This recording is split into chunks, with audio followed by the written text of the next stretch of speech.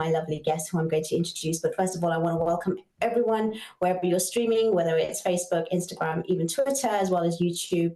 Inshallah, we enjoy the show. And we will now welcome Nida Syed. Assalamu alaikum, Nida. How are you? Walaikum assalam. I'm fine. Thank you, Fahima. How are you? I'm really excited to have you on the show. I know that your work is so profound and you yourself, you have so many guests and so many discussions. So I know all about you, but please do tell our viewers today a little bit about your work and especially what you do and why you're going to be discussing this topic for today. Okay, so I'm a mental health therapist, I'm a coach, I'm a trainer of multiple psychological modalities. I am based in Manchester. I've got my own practice. I offer virtual sessions globally, and I help most of the people with stress, anxiety, trauma, PTSD, complex trauma, and many other mental health related issues. Today, we are specifically going to talk about why it's important to learn and know more about psychological modalities and why it's important to have them in your pocket. Yeah. What is a psychological modality for people that may not understand that terminology? Could you explain to us what that means? Yeah. Yeah, so psychological modalities is basically a technique that helps you with coping with any sort of trigger, any sort of stress within your body. So it could be that you all of a sudden feel a panic attack coming up. You feel anxious, you feel fear, you feel numb. So anything, a psychological modality is a modality which is proven by science that it works. Yeah. Amazing. Now, we've got the title here, which says empowering your mind. Now, from what you described, obviously these techniques are going to give you that empowerment, but we use that word a lot, and I want to dissect it a little bit. So you tell me from your work experience and your professional background, what does that word empowering mean so that we can actually understand what are we trying to achieve in this conversation today? Mm-hmm. Yeah. So empowering can have many meanings and it can be very subjective to a person. One person can say, I feel empowered when they feel they're fully confident and they know what they're doing. The other person can say, I feel empowered when I feel that I am in control of my life. But if we look at the terminology, it actually means helping people feel strong, confident, and in control of their own lives. It's all about giving people the support and the tools that they need to again believe in themselves and be not only confident but boost up their self-esteem so that they can build a better future for themselves. I love that. You've explained it so beautifully, and I don't think I've heard it done that way. That's why I love these professionals on the show.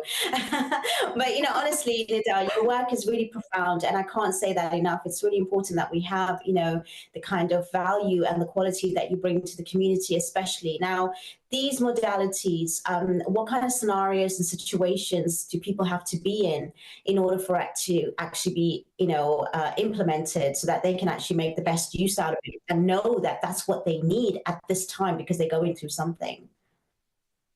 Okay, so before I dive deeper into answering your question, I'm just going to share a personal experience just to give people an idea why I'm saying it's important to have these modalities in your pockets. Now, last year, we all know what happened on the 7th of October. We all have witnessed it. We have all seen it. We've seen the news. We have seen the images. I'm not going to dive deeper into it, but we are all aware of what is happening around the globe. Now, when I, as a person who is filled up with empathy and is all about helping others and is all about caring for others, and I live for others, and for me, I have to make sure that I am helping people around the globe. I want people to see smiling again. For me, that period of time, especially from October till December, I personally changed as a person. Now, I don't know what the viewers were experiencing. I don't know what everybody else was experiencing, but what I was feeling deep down inside is that there is no humanity left. That's what I felt. We were witnessing oppression. We were witnessing genocide. We were seeing a very dark side of humans. And I personally, as a therapist, I felt helpless. I felt like I can't do anything. I see people going through trauma by going through the events, but also people who are watching it, because no one talks about secondary trauma, and secondary trauma is all about what you see online. This occurs when someone is indirectly exposed to trauma through witnessing and hearing about traumatic experiences. So now just imagine everything that's been happening. We have seen the pictures, we have been seeing online, it was covered through news, it's still being covered through news, and we were being told to remain quiet. This has been happening for years, and move on with your life.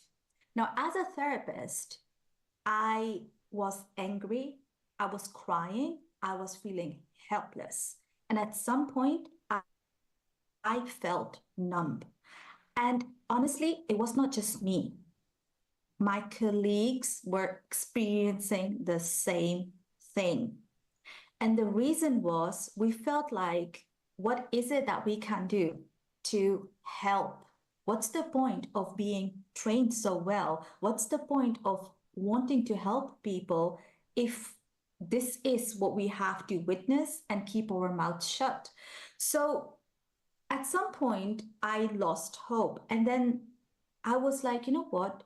If I cannot change the life directly of people, I should start helping those who are being impacted through secondary trauma. I might not be able to change lives of people who are being targeted, who are going through the genocide. I might never be able to help them, never. But I have to stand up for the people who are experiencing secondary trauma. And that's what the Muslim community is experiencing. Everybody has gone numb. And first I thought it's just me, it's just my mind. I'm just thinking like that. I've been just seeing too much of news. I'm just too involved. That's what I thought. But Fahima, I started getting clients, men and women, who were saying the same thing, that they were not feeling anything anymore. They felt numb. And this is not the time to be numb. This is the time to speak up, to be in your power, to at least say what you want to say. We have to be expressive. We have to be sharing and caring and supporting each other. But that's only possible if we know how to manage our own emotions.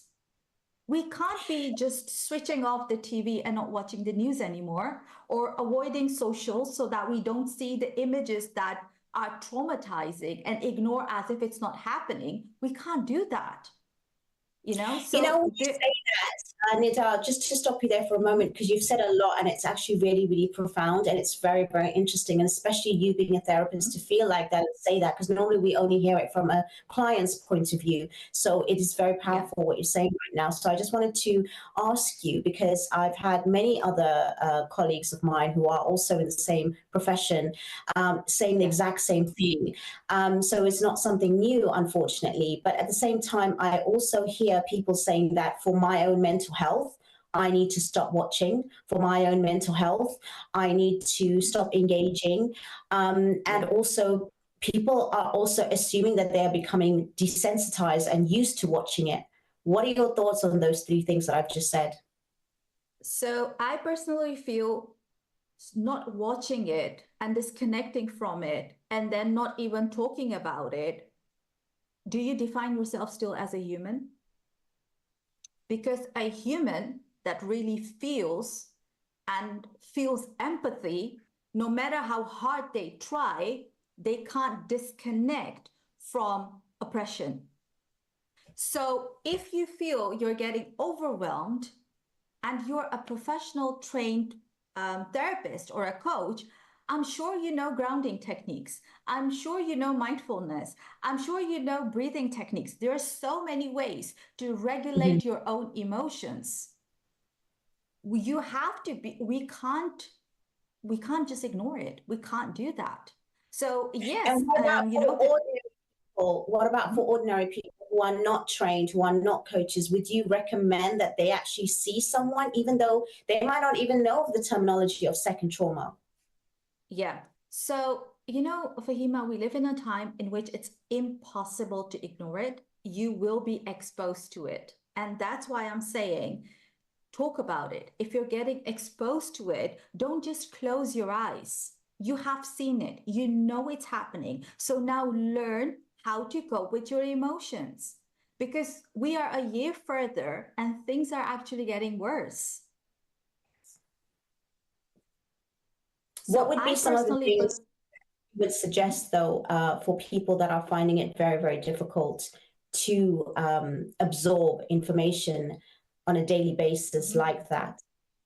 See, the thing is, you don't need to engage with it daily, but do acknowledge and do talk about it, at least in your community. I do have a relative who said, this has been ongoing for years. There is no point or even to talk about it. And I was like, how can you be so, so cold-hearted? At least talk about it, because you just talking about it just once a week or once a month can make a huge difference, because we are now in a time. For me, I want to pick up, because we are coming on to our first break. Talked about being cold-hearted.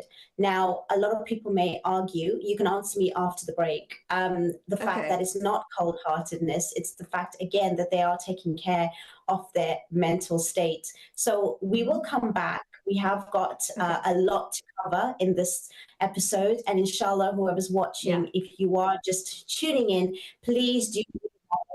And we are going to be here for another 45 minutes for the rest of the show. We are coming on to a very short break. Do not go away. And we're going to continue with Nida, who is a very trained specialist, therapist, talking about this from our own experience, which is really, really important to learn. We will see you in a short moment. Please don't go away, and we'll see you soon.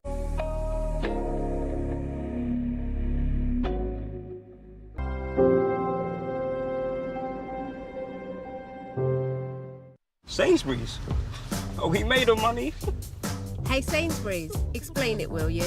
Well, the same effort we put into our baking goes into matching prices. Remarkable. We've actually come in under budget. Get it now? Already got it. Sainsbury's. Good food for all of us. Our generation's risk of illnesses, like measles and whooping cough, is rising. If we're not vaccinated, we're not protected. And could get seriously ill. Risking lifelong disabilities. Are your child's vaccines up to date? I'm in. Now, you ready for a good day? He was a scientific hypothesis. She was a clinical study.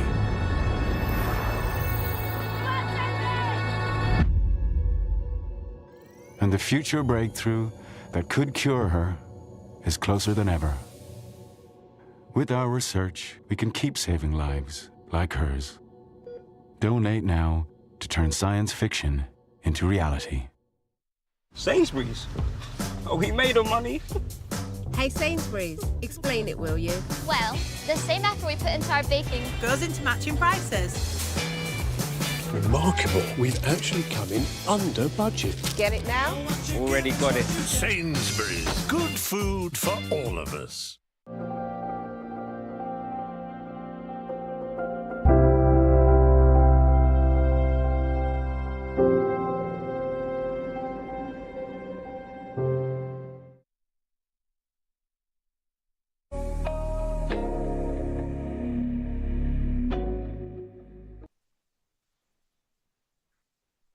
Assalamu alaikum and welcome back to the Wellbeing Show here on British Muslim TV. I'm here with the wonderful therapist Nida, and she is giving us some amazing insights already only in the first quarter of the show. Just to quickly recap, we were talking about what does it mean to empower yourself. And obviously it is a personal way of either feeling strong, feeling kind of like, having that confidence. And also as a therapist, Nida herself has been experiencing for the last year, as many of us have been, what's been happening since October the 7th. And as a therapist, she feels the actual impact of what's being surrounded by the entire world. So it is something so important to discuss for everyday people to be dealing with this, because again, we do feel afraid as to whether to speak about it, whether to share, whether to switch off, whether to ignore, or are we even becoming desensitized, like as if, you mentioned even earlier, Nida, that,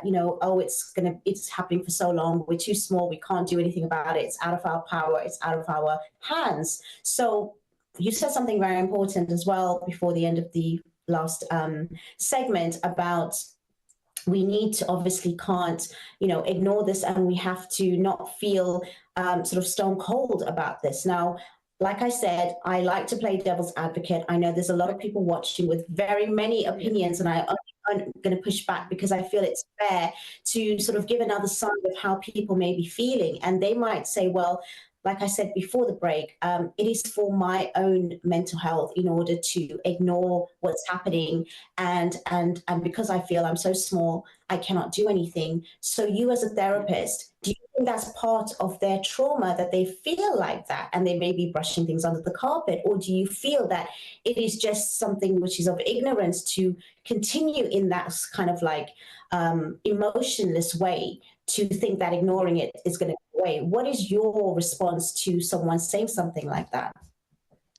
Okay, so if we have a look at secondary trauma, okay, again, this occurs when someone is indirectly exposed to trauma through witnessing or hearing about traumatic experiences of others, including through news, social media, hearing it from the neighbors. So secondary trauma can't be taken lightly. Now, when you're on a repetitive basis, you're viewing traumatic events online or in the news, at some point, your brain can perceive these experiences as if they're happening to you, okay? Now, this can start triggering stress response. This can start triggering anxiety, panic attacks, emotional exhaustion. It can trigger fatigue. It can even it can bring you to the point that the mind even starts struggling to notice the difference between what's happening to you and what's happening to someone else. So it can go that deep, okay? Now, if you start feeling that it's overwhelming or it's stressing you out, or you're feeling anxious or you're feeling numb, I became completely numb. As I said, with me, it started with anger and at some point helpless. And at some point, I, as a therapist, was numb. Do understand that you're a human. Do understand that that's a human response to what's happening around the globe. Now it's on you to learn how to cope with these emotions. Now, for example, if I was at some point numb and I remained numb and I started working as a robot, disconnected from the world and just doing what's expected from me, would I be able then to change the lives of the people that I am changing right now? Absolutely not. Would I be able to change the lives? Would I be able to do this life that I'm doing today with you, Fahima? Absolutely not. Why? Because I will be just day in, day out doing the same things over and over again without hoping and thinking about how can I be of any help. If you feel you can't do anything, if you feel you can't make any difference, at least talk about it. Because what you're feeling, your neighbor might be feeling that as well. Your friend might be feeling that as well. Do understand there is a whole community that's actually wanting to help, but doesn't know where to start, doesn't know what to do. So someone somewhere needs to start taking that first step towards at least starting to talk about it. Even if you talk about it in your kitchen, that's absolutely fine. But do understand, we need to share what's happening. We can't go silent. Do you think that because you, as a therapist, you're naturally empathetic, you naturally want to help, you have got the tools, that you might feel that extra sense? But what about ordinary people that may feel really helpless because they don't have the tools? And do you think that actually there is a difference for everyday people as well? Yeah, so yes, it is definitely 100%. As I said, me having that empathy and me being able to connect very deeply with people, that makes me sensitive, and that makes me think, okay, how can I help you out of a situation, you know? And on top of that, my qualifications. So I think 2-3 steps further than an ordinary person. But again, I have to say that even an ordinary person can make huge differences in his or her life, and also in the lives of his or her community. So what would be those things now? Let's talk about these everyday people that are seeing atrocities live, like a horror movie on their screens, whether it's, you know, on the news, on social media. And as we've seen it for over a year now, that has impacted not just adults, but even children that are watching and questioning. And parents are trying to even say that they're trying to protect them, but at the same time, you know, we cannot hide away from this. What would be some of the modalities that would give them some of the tools that they can actually use on themselves immediately, or short term or long term? What can you advise? Okay, so again, as we are talking about secondary trauma as well, I'm not saying that if it's imprinted very much or it's triggering your own traumas that you can start using modalities and you don't need to see a trained psychologist, psychotherapist, or a professional. So, but what I'm saying is, if you feel specific triggers in your body, you need to learn how to cope with it. Okay, so I believe it's very important that people learn emotional freedom technique, which is EFT. It's tapping. Okay, there is hypnosis as well to release anxiety, release the pain feelings, release the numbness, connecting with your subconscious mind. But also there are there are some NLP techniques, there is Silva method, there's so many other self-help techniques that you can learn about them, read books about them, do self-study. And if this all seems complicated to you, why don't you just start with the simple breathing technique, the 4-7-8, for example? It's simple, you know, try the 4-7-8 technique. You inhale deeply through your nose for 4 seconds, you hold for 7 seconds, and then exhale through your mouth for 8 seconds. Now repeat this cycle for 4 to 8 cycles. It's completely up to you, but keep repeating it until you feel completely relaxed. Yeah, people don't understand that few seconds makes a huge difference, especially with breathing techniques. Yeah. So what else can you share with us, Nida? Because these are such profound things. And what does that do for the body when you actually do this? Because we need to understand that, you know, what will it take for me to feel that way? Yeah. Okay. So what actually happens is, from my own experience, when I tell my clients to start doing breathing techniques, they take it very lightly until I tell them, when you feel a trigger within your body, so when you're angry, when you're sad, when there is a panic attack, or any sort of trigger, any negative emotion is becoming stronger and stronger within your body, the first thing that happens is you start breathing shallowly. And when you start breathing shallowly, that means now your body is going to be more and more stressed. Now that your body is going to be more and more under stress, it's going to trigger you more and more, and the situation will feel like as if it's going completely out of control. But if you start focusing on your so shallow breathing is that you feel like you're not getting enough oxygen. You feel like you're just not breathing properly. Some people even feel pressure on their chest. Some people feel like, you know, they can't breathe. So you would say maybe like inhaling Okay. your nose and exhaling from your mouth. That's the correct way, right? Yes, yes. So yeah. So the correct way is deeply inhaling. So 4 seconds.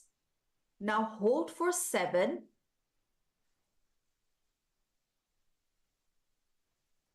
Now exhale for 8.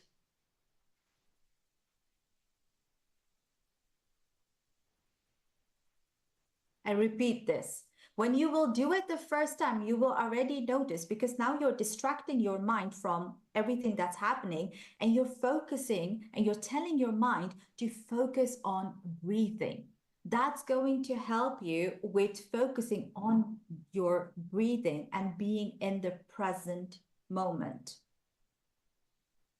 How often? So that's the 4, 7, 8. Okay. Now, that is something which anyone can do at any time. You could be sitting even on the train, you could be at work. Yeah. It could be so amazing. So that's really important. I'm going to ask you something again, but obviously we're going to come to our second break. It's just going so quickly, actually. I cannot believe it. But hopefully, you know, you are learning, because it's again, it's so important what you're highlighting, because a lot of us, we just, you know, when we have those heightened feelings, we only accelerate it. We only increase those cortisol levels, and then more stress is released, and there's more and more of that, you know, shallow breathing and, you know, everything like that. So I just feel that, you know, people need to understand their body more in order for it to be something that they can control. And what you described is just, you know, somebody taking control. People just think, oh, it's just going to control my breathing, but actually it controls your mind, your actions, and what you're going to say next. And those few seconds before you even take any action can actually be a lot more better. Now we are coming on to our break, and I love this conversation. This is everything that I love to hear. And inshallah, please do not go away. We are going to have Nida for the second half of the show, telling us much more insightful information. We hope that you stay with us. And also, we will see you in a few moments. Do not go away. We have to see.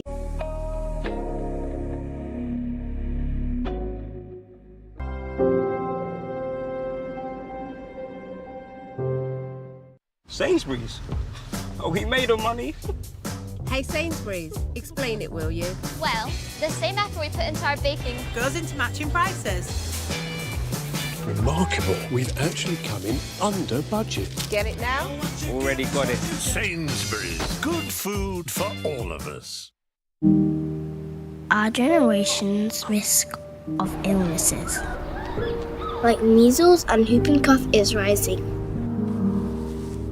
If we're not vaccinated, We're not protected.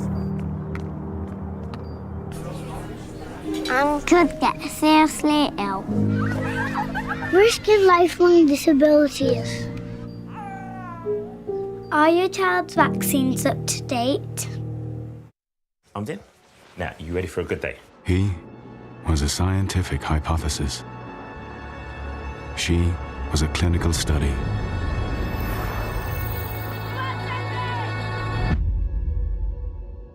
And the future breakthrough that could cure her is closer than ever. With our research, we can keep saving lives like hers. Donate now to turn science fiction into reality. Sainsbury's. Oh, he made her money. Hey Sainsbury's, explain it, will you? Well, the same effort we put into our baking goes into matching prices. Remarkable. We've actually come in under budget. Get it now? Already got it. Sainsbury's. Good food for all of us.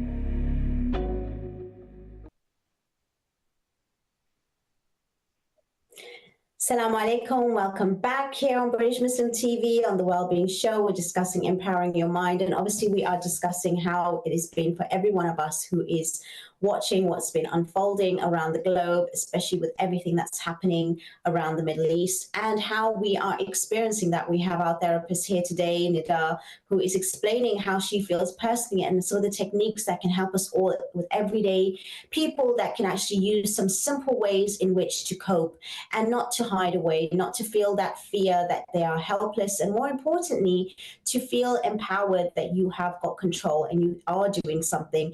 And even if you're helping yourself, you're going to be helping your family members, people around you. If you are even speaking about things that are just very upsetting, whether it's the traumas that you experience by just viewing your television or your social media platforms, or just in everyday life, these things are so important for us to have as our toolkit. That's what it is. It's a toolkit for us so that we can have these kind of methods and techniques and strategies so that we can use whenever we feel either stress or anxiety, pressure, even sometimes it can get out of some really low moods, which if it is prolonged can lead to depression. Now, before the break, you were talking about the actual breathing techniques, Nida, and those are very, very quick and easy, very simple, but they actually make such a huge difference to yourself. And I know I practice that daily, and I've told that even to children because it's such a simple way that they cannot forget, count easily, breathe, and it really does relax your mind and your body, and it actually takes you out of yourself. And like you said, a lot of us, constantly thinking of the past, the future. We're like rushing off our feet. We're trying to do so many things, and it's really not healthy for us. So even if you're not feeling stressed, these are such great techniques. Now, what else can we do in the moment? Because I know we're going through it where it's in the moment, where it's short term, where it's slightly longer term, and also for slightly more trauma and more serious kind of like, a mental health ill, that we can experience. So please take us through your techniques. Okay, so I want to cover another breathing technique, which I feel is very important because this is going to slow your heart rate. It's going to calm your nervous system immediately. It's simple and it's very effective to reduce stress and gain focus. This one is specifically for people who are experiencing high level of stress. So this technique is called the box breathing technique as well. You inhale through your nose for 4 seconds. You hold it now for 4. And now exhale through your mouth for 4.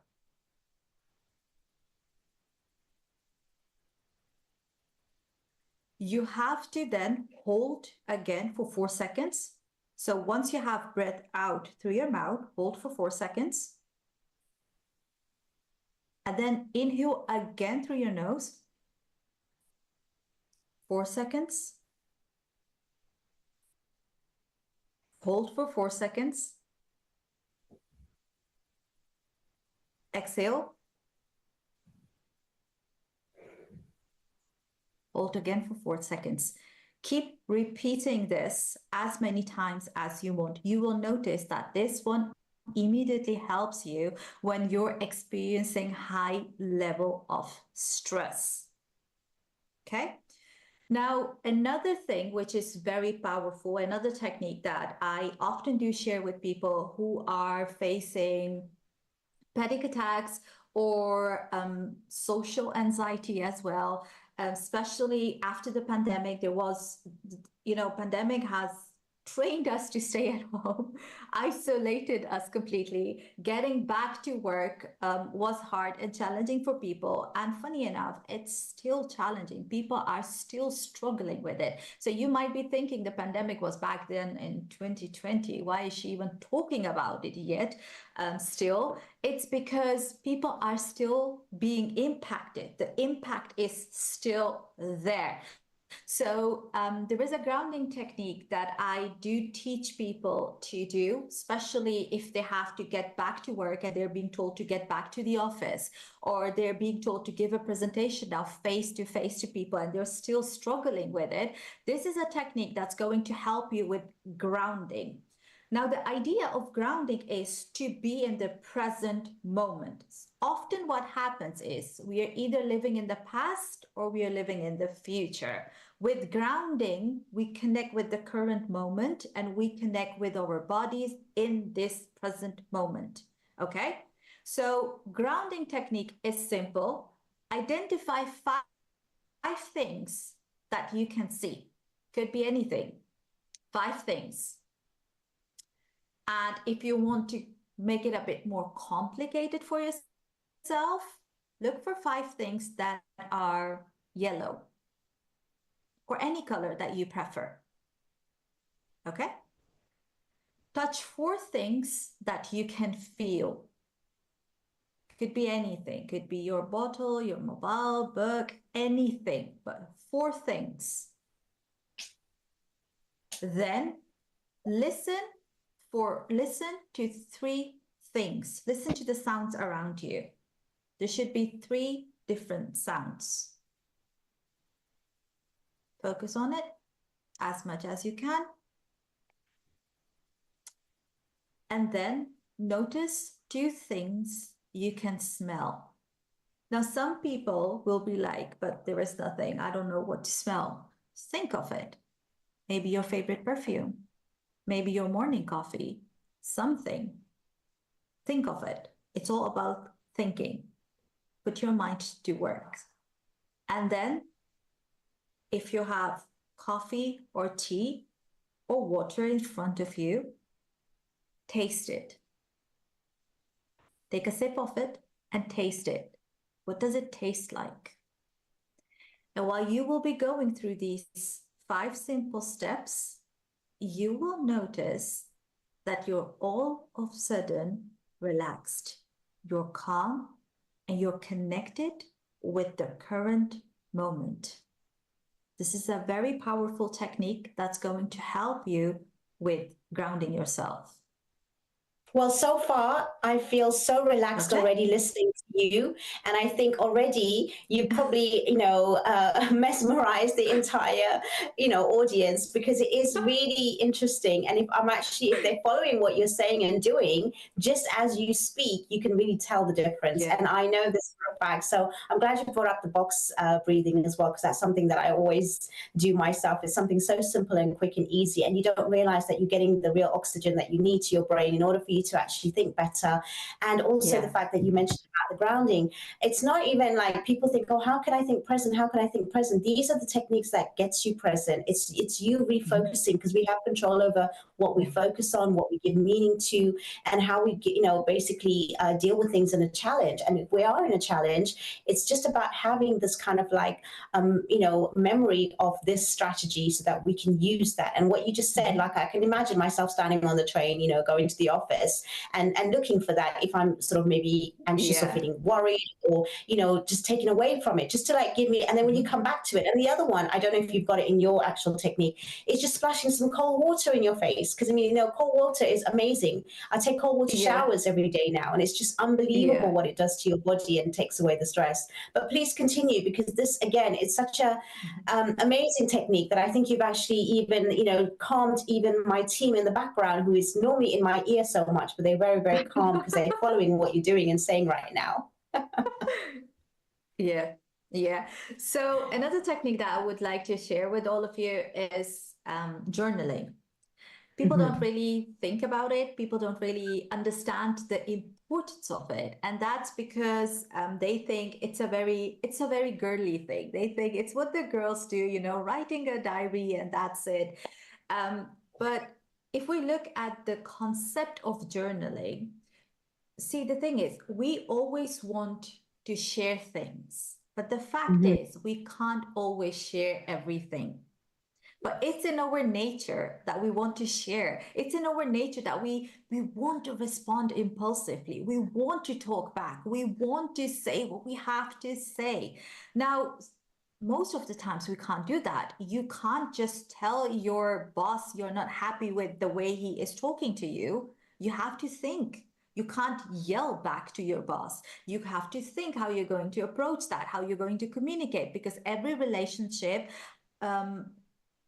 expects from you to communicate in a different way. The way you talk to your children, you can't talk that way to your boss. So because you have to keep that in mind, often what happens is people remain quiet. They keep things within themselves and they suppress.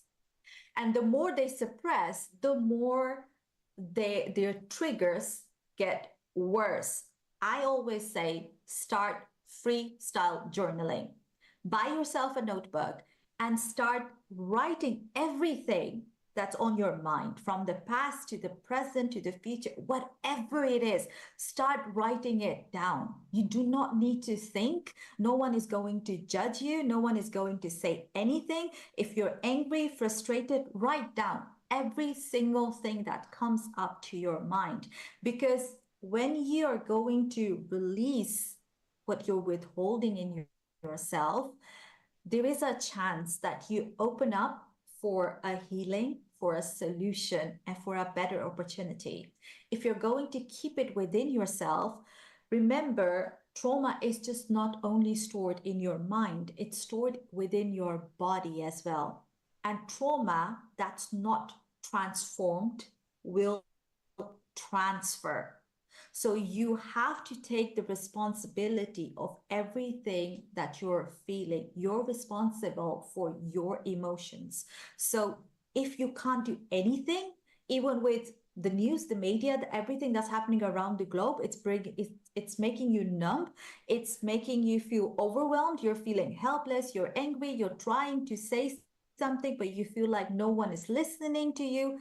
Start journaling. And trust me, the day you start doing this, you will feel release and you will be open to see more opportunities, more solutions, the bright side. But you need to get that emotion that you have within yourself, you need to get it out of the way.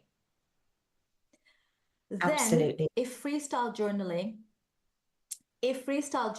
is something that you're thinking, there is another method of journaling as well, which I always do. I write letters to my grandma who has passed away.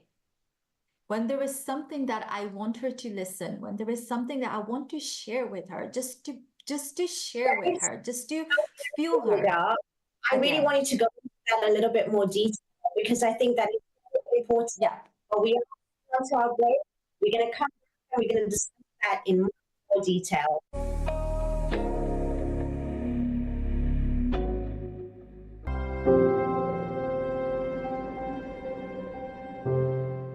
Sainsbury's. Oh, he made her money. Hey Sainsbury's, explain it, will you? Well, the same effort we put into our baking goes into matching prices. Remarkable, we've actually come in under budget. Get it now? Already got it. Sainsbury's. Good food for all of us. Our generation's risk of illnesses, like measles and whooping cough, is rising. If we're not vaccinated, We're not protected. and could get seriously ill. Risking lifelong disabilities. Are your child's vaccines up to date? I'm in. Now, you ready for a good day? He was a scientific hypothesis. She was a clinical study.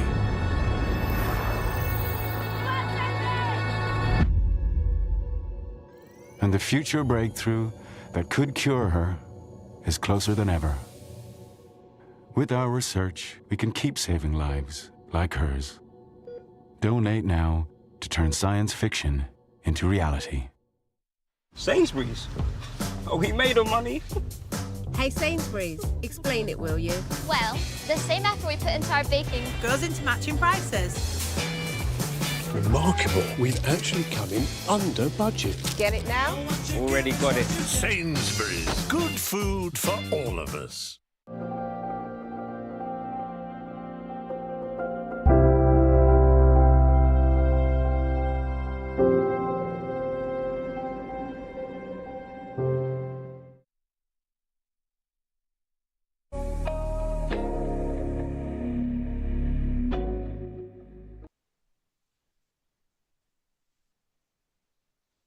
Salam and welcome to the Wellbeing Show here on British Muslim TV. I cannot believe that it's gone so quickly and we're at the final part of this episode. Now, Nida, you mentioned something so important and I really wanted you to have the time to discuss it. So that's why I cut you off just before our break. But I think what you said was next level, because we talk about journaling, but you mentioned something about writing letters to a person that has been passed, that's deceased, and you spoke about writing a letter to your grandmother. So do tell me a little bit more, and how is that helpful? Yeah. So what I often do is when I feel like I want to share a happy moment with someone that I have loved, someone that I miss that's not anymore with me, or if it's a sad moment and I feel like I wish she was here. I wish she was here to protect me. I wish she was here to guide me. I just feel lonely. I feel alone. I feel empty, sad, whenever all these emotions come up, because remember, even though I'm a therapist, I'm still a human being as well. So I have all these emotions as well. What I do is I write letter to my grandma. And in the letter, I just talk to her. I just share what I want to share. And you know, while I'm writing it, I also, for a couple of minutes, couple of moments, close my eyes and just imagine her answering me back.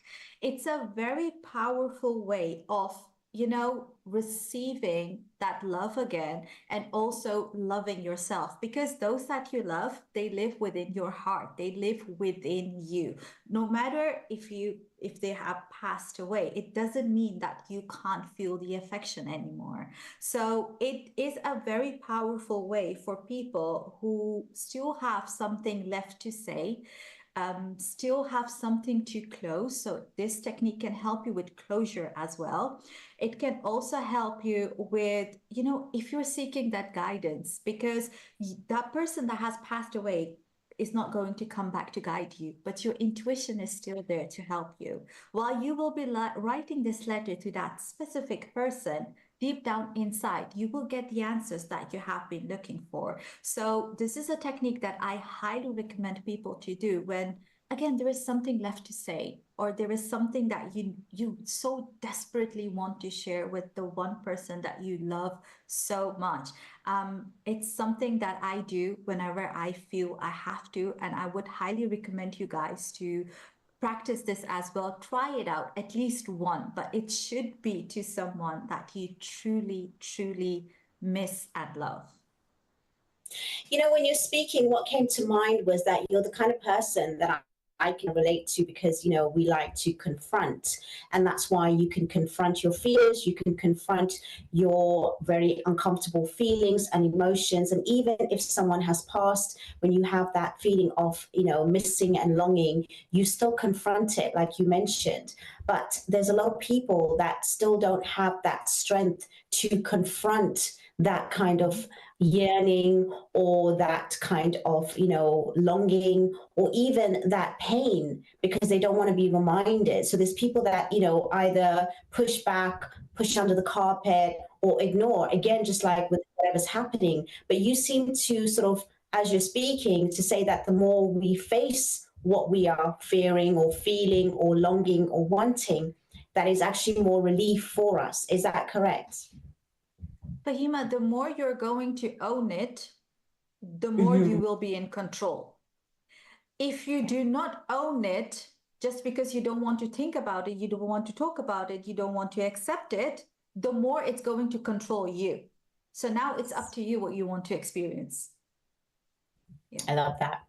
Absolutely. Yeah, no, that alone, what you just said, is quite empowering. And I think people don't realize that it is uncomfortable as well. That's the thing. We need to be a little bit uncomfortable to get to the other side of that emotion. And like you said, it's about you not experiencing it, but you owning it and taking control. I think that was a very, very important question that I asked you, and that answer was absolutely profound as well.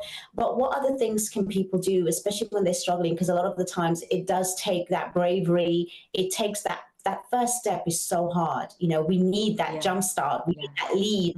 And if we don't have the professionals, or we don't want to go to those professionals, or we don't have that trusted sort of like personalities around us or role models. Anything else that you can share with us that maybe we could help ourselves? Yeah, so it's very important that you do acknowledge what you're going through. Acknowledge, awareness is very, very important. Knowing that you need the help and support. Then there are plenty of videos on YouTube. If you do not want to seek out that professional help because there is hesitation or because it's too expensive or for whatever reason, go on YouTube and look for emotional freedom technique. Look for Silva method. Look for NLP. Look for these modalities, and start watching videos. Just reduce some amount of watching Netflix series and all of those things, and try to watch just for a couple of minutes these self-help videos. They're going to be life-changing because you need to find a modality that clicks well with you as well. Another thing is, do not be hesitant to seek out that help. Often what I see happening is that people do know that they need help, so they acknowledge, there is awareness, but they just wait with taking that step. Now, the longer you're going to wait with taking that step, the harder and the longer it's going to take you to heal as well. So don't do that to yourself. There are so many professionals out there that offer 30-minute free consultation, 20-minute free consultation. Reach out to them. Does it feel safe to connect with them? Does it feel safe to talk to them? If it does, start healing. It's an investment, but it's definitely worth it. I really do appreciate you saying that. I think it is very, very vital. How do people reach out to you when they want to learn more? Because I know there's many people out there, but I'd like to promote the people that I trust and bring on this show specifically. So how do people reach you for your sort of programs and training? Yeah, so people can contact me through my website, which is luminoustransformationalcoaching.com, or you can contact me through Instagram. That handle name is ltc.therapist. Amazing, amazing. Now tell us a little bit more about the kind of programs and things that you do. You've given us the modalities. If there's anything else, please add that to it, because we are coming to the end of the show, but we still have at least about 6-7 minutes. So I'd like you to sort of, round it off so that we can actually, finish off in the next 5 minutes, and hopefully you can actually get the last word in as well. Okay, so the 22nd of December, 7 p.m., I am hosting a workshop for people who would like to release past hurts and want to have in 2025 a fresh beginning and set goals that they can manifest, that they can achieve. So that's a workshop that it's going to be soon on my website as well. But if it's something that you're interested, feel free to reach out to me through Instagram so that I can make sure that you get all the information that's necessary. Another thing, from next year, the first quarter, I'm not going to announce the date yet, I will be officially launching my academy as well. So I will be training people in different psychological modalities so that you can help your family, your friends, your community. So that's something I'm working on as well. So again, if that's something you're interested, feel free to reach out to me. That's really amazing. And I think it's so important. I do wish that people do reach out to you, and I do actually encourage and endorse that. But we do have still a couple of minutes left, and I want to leave you with some final thoughts before we end the show as well. Please, Nida, please take it away. As you know, you've given us so much already, and I just want you to round it up, because you were very personal with what you said, and I do appreciate that. And especially as therapists talking, it's not very easy to overcome things, and it's just been so real with us. So inshallah, in the next couple of minutes, if you could just, round up and give us some final thoughts, and then we will hopefully end the show. Yeah. So I would like to remember everybody that always remember that what you're feeling, it's okay to feel that. whether it's anger, sadness, pain, whatever it is, whatever you're feeling, whatever you're going through, acknowledge it, accept it. And you know what? Life can be unfair, but that doesn't mean that's it. You have to take control of your life, because if you do not take control of it, someone else will. So it's either you take control, you take responsibility, you do what you want to do, be a stronger version of yourself, learn from what happened, move on, or someone else will take control of your life. And that's 100%. As a therapist, I would suggest you, if you know that you need that professional help, if you know that you need that support, please do not wait longer. Do not wait for someone to come and help you out. No one will come. You need to help yourself. You need to become the version that you want to become, because you're responsible for your life and no one else is. Do you think that speaking to close family and friends helps a little bit? Or do you think that, for something that is trauma, that it's better to seek that professional advice? What's your thoughts on that? Because we always have people. Yeah, so family and friends cannot give you the professional support that you actually need. Professionals are trained. We get trained for years. And, in this field of mental health, you're never done. You're always learning. There's always something new. So, it's impossible. Family and friends are good to talk if you just want to share it. But they cannot give you the professional help, the support that you need, especially to process trauma. Yeah, no, I absolutely second that. And I just want to thank you again for your time. I know how busy you are. I know the kind of work that you do. And inshallah, we bless you and we thank you and we hope you continue with it. It's been an absolute pleasure, Nida. It's been really great to have you speak with us today and, more importantly, share some of the important modalities with us. So take care, inshallah, and we hope to see more of your work. I want to thank everybody that's been watching. I want to thank the team as well. It's been an absolutely wonderful show, and inshallah to see you soon. And make sure that if you haven't actually seen the show from the beginning, do rewind, do take note. There's a lot of information on there and you can help yourself. So please do that, and we hope that you find more information that you recover from any sort of trauma.